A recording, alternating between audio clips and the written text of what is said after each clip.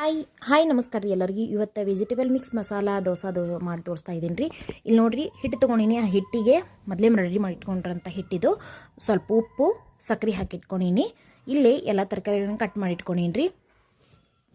ಒಂದು ಉಳ್ಳಾಗಡ್ಡಿ, ಒಂದು ಕ್ಯಾರೆಟು, ಒಂದು ಮೀಡಿಯಮ್ ಜೀರುಂಥ ಟಮಾಟಿ, ಒಂದು ಡೊಣ್ಗಾಯಿ, ಕ್ಯಾಪ್ಸಿಕಮ್ಮು ಮತ್ತು ಕೊತ್ತಂಬರಿ ಇದರೆಲ್ಲ ಕೂಡ ರೆಡಿ ಮಾಡಿ ಇಟ್ಕೊಂಡು ಇದಕ್ಕೆ 1 ಚಮಚ ಆಗೋಷ್ಟು ಅಚ್ಕಾರದ ಪುಡಿ, ಧನಿಯಾ ಪುಡಿ, ಗರಂ ಮಸಾಲ, ರುಚಿಗೆ ತಕ್ಕಷ್ಟು ಉಪ್ಪು, ಒಂದು ಅರ್ಧ ಚಿಟಿಕೆ ಆಗೋಷ್ಟು ಜೀರಿಗೆನ ಕೈಲೇ ತಿಕ್ಕಿ ಹಾಕೊತೀನಿ ರೀ. ಮೊದಲೇ ರೆಡಿ ಮಾಡಿರೋಂಥ ದೋಸೆ ಹಿಟ್ಟು ಐತ್ರಿ. ಈಗ ಇದನ್ನೆಲ್ಲ ಕೂಡ ಮಿಕ್ಸ್ ಮಾಡ್ಕೋಬೇಕ್ರಿ. ಎಲ್ಲ ದೋಸೆ ಹಂಚಿಗೆ ಸ್ವಲ್ಪ ನೀರು ಚಿಮ್ಕಿಸ್ಕೊಂಡಿನಿ. ದೋಸೆ ಹಾಕ್ತಾಯಿದ್ದೀನಿ ರೀ. ಮಸ್ತ್ ಡಬಲ್ ಬಫಿಯಾಗಿ ಬರಬೇಕ್ರಿ ದೋಸೆ.